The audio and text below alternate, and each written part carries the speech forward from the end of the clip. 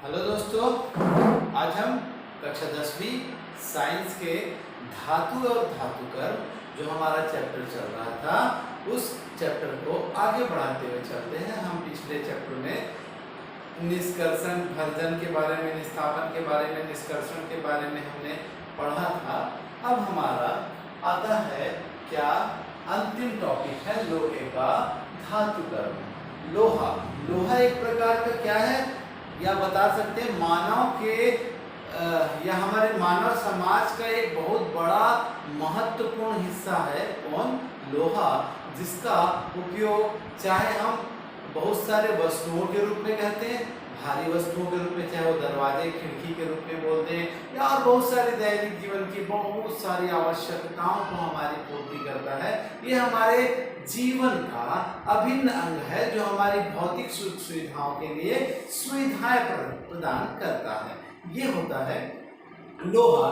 और जैसे लौह युग और बहुत सारे ताम्र युग, जैसे लोहे का बहुत ही बड़ा यहाँ पर स्थान हमारे मानव समाज में दिखाया गया है। फिर हमने बताया लोहे का धातुकर्म। तो धातुकर्म की परिभाषा मैंने पिछले कक्षा में दी थी कि बताया था कि लोहे के क्या, हमने बताया कि लोहे अर्थात ये अयस्क को धातु के रूप में परिवर्तित करना ही क्या करता है, और कैसे परिवर्तित करना, विभिन्न प्रोसेस कि पहला सांद्रण, फिर भर्जन, फिर निस्थापन, फिर प्रग्रहण, फिर शोधन, इन 5 प्रक्रियाओं से होकर जाता है, तब वो क्या होता है, शुद्ध धातु को प्राप्त करता है। तो इसी प्रकार से हम लोहे का धातुकर्म करेंगे। मेटलर्जी ऑफ आयरन, इसके जो अयस्क होते हैं, मुख्य अयस्क, वह कुछ इस प्रकार से होते हैं। मुख्य अयस्क के रूप में हेमेटाइट होता है, मैग्नेटाइट होता है, सीडेराइट भी होता है। तो हेमेटाइट Fe2O3 और Fe3O4, ये मैग्नेटाइट का फॉर्मूला, ये लोहे के या आयरन के क्या होते हैं, मुख्य अयस्क होते हैं।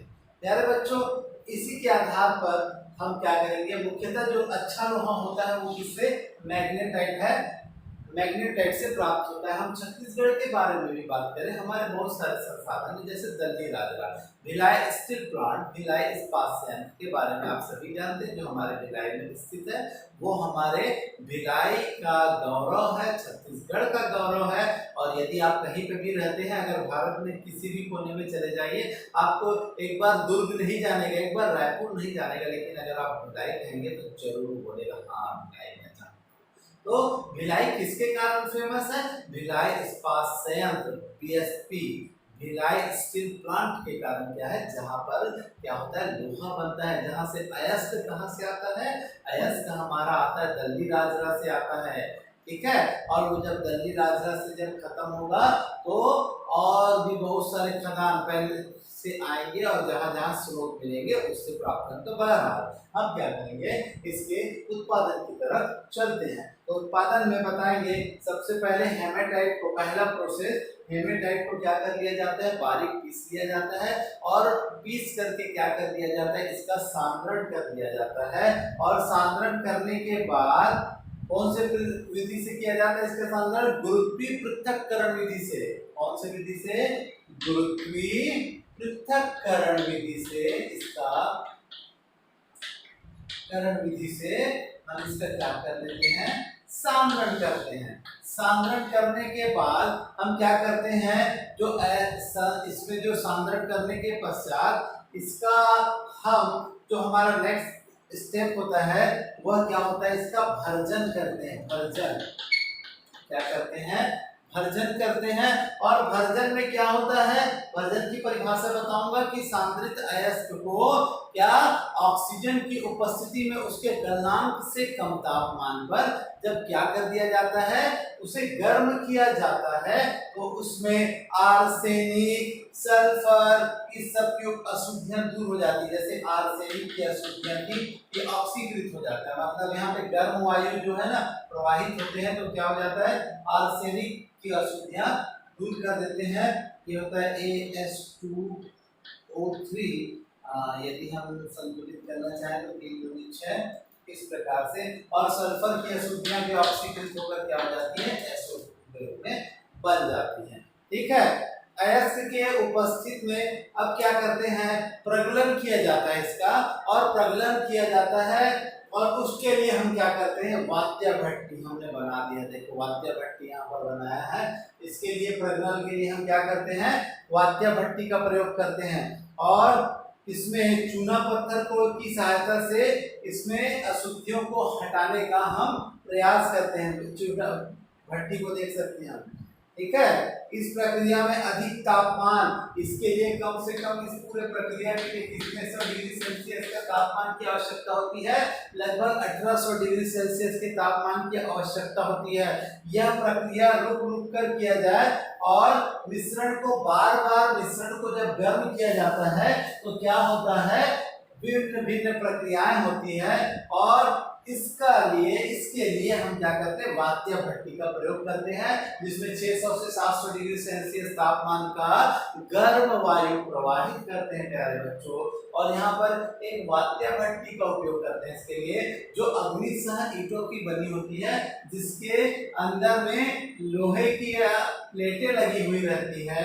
इसके छिद्र होते हैं गर्म हवा के प्रवेश के लिए और व्यर्थ गैसों के निकलने के लिए होता है। इसमें क्या किया जाता है, सबसे पहले एक चार्ज कोन रहता है जिसमें भर्जित अयस्क को, जिसका भर्जन हो गया वो भर्जित कहलाता है, सांद्रण होता है तो सांद्रित कहलाता है। उसमें अयस्क को लेकर चूना पत्थर और कोक का मैला, मतलब क्या होता है, कोयला होता है। इसको लेकर हम क्या करते हैं, जब क्रिया कराते हैं तो जैसे जैसे चार्ज को नीचे जाता है इसके तापमान का स्तर क्या होता है, बदलते जाता है। देखो 400 से 900 डिग्री सेल्सियस में इसकी क्या स्थिति होगी और ये गलन और दहन क्षेत्र में क्या होगी, प्रगलन में क्या होगी, भिन्न भिन्न स्थितियों में इसकी स्थिति क्या होती है उसके बारे में हम चर्चा करेंगे। तो ये था इन शुरुआती जानकारी। अब हम चलते हैं, जब वह 400 से क्या होता है 900 डिग्री सेल्सियस के तापमान पर पहुंचता है, जब भर्जित अयस्क को क्या क्या डाला जाता है, में चूना पत्थर और कोक जब डाला जाता है तो उसमें जो कोक मतलब जो कोयला होता है वो ऑक्सीजन से क्या कर लेता है, क्रिया करता है और ऑक्सीजन से क्रिया करके वो CO2 गैस बना लेता है।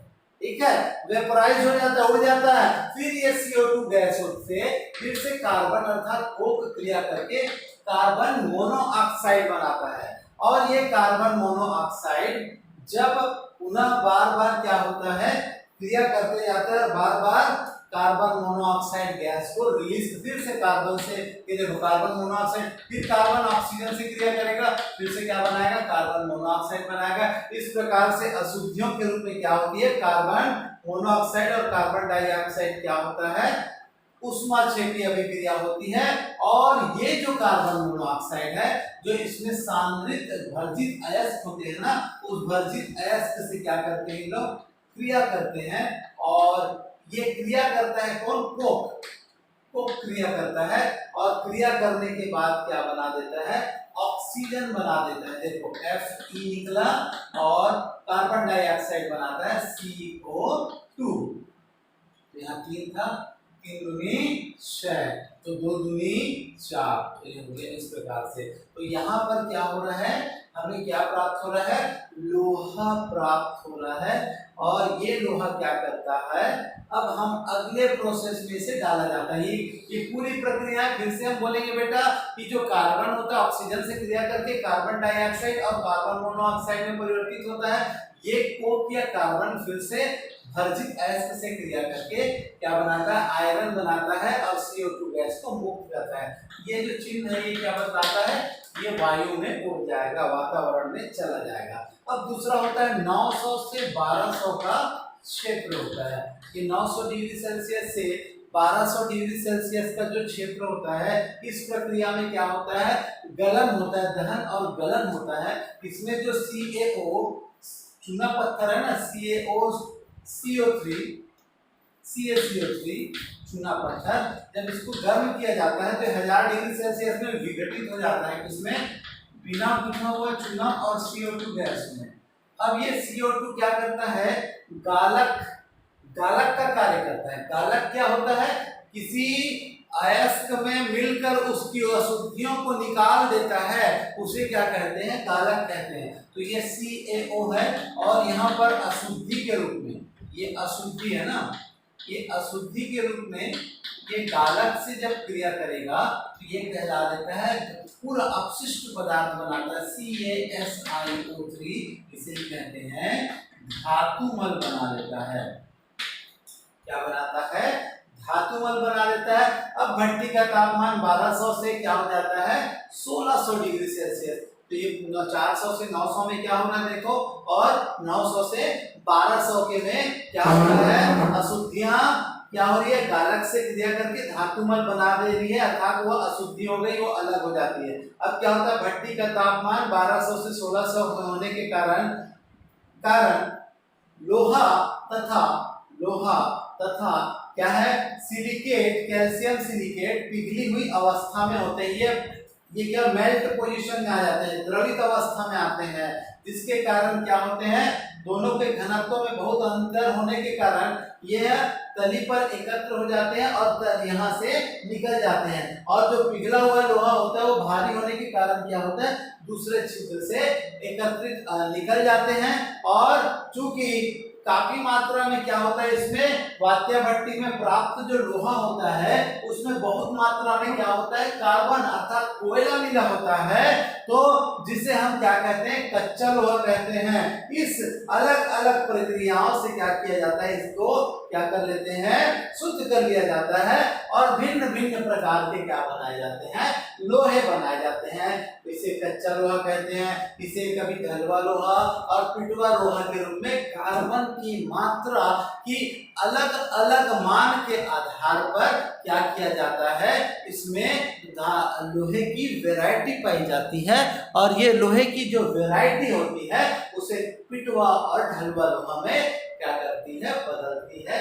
तो प्यारे बच्चों, ये था। कभी कभी क्या करता है, आपको वात्या भट्टी का नामांकित चित्र भी पूछ देता है बेटा, तो आपको वात्या भट्टी का नामांकित चित्र भी अच्छे से याद रखना पड़ेगा, अदरवाइज क्या हो जाएगा? गड़बड़ हो जाएगा। थ्योरी के साथ साथ हमको क्या पूछता है? ये चित्र को भी पूछता है। तो प्यारे बच्चों, धातु और धातु कर्म का जो टॉपिक था आज यहीं पर समाप्त होता है और अब हम नेक्स्ट टॉपिक की तरफ अगले वीडियो में पहुंचेंगे। उम्मीद करता हूं आप कॉपी बना रहे होंगे, असाइनमेंट पूरा करने होंगे। प्लीज वीडियो देखिए, ये आपके लिए बहुत बड़ा लाभदायक होगा, अदरवाइज आप बहुत परेशान रहेंगे अगर आप कॉपी कंप्लीट नहीं करेंगे, आप पढ़ाई नहीं करेंगे। आपके पास आधार क्या है? जब तक कुछ सोच के आप देखेंगे नहीं, समझेंगे नहीं, तो आप याद भी नहीं कर सकेंगे, क्योंकि किसी चीज को बिना देखे आप याद तो नहीं कर सकते, कभी बिना समझे समझना पड़ेगा बेटा। इसलिए आप क्या करें? वीडियो को जरूर देखें, जितने लिंक भेजे जाते हैं उस सभी वीडियो को देखें। तो आज की क्लास में यहीं पर समाप्त करते हैं। मैं कलीम आपसे विदा लेता हूँ। धन्यवाद।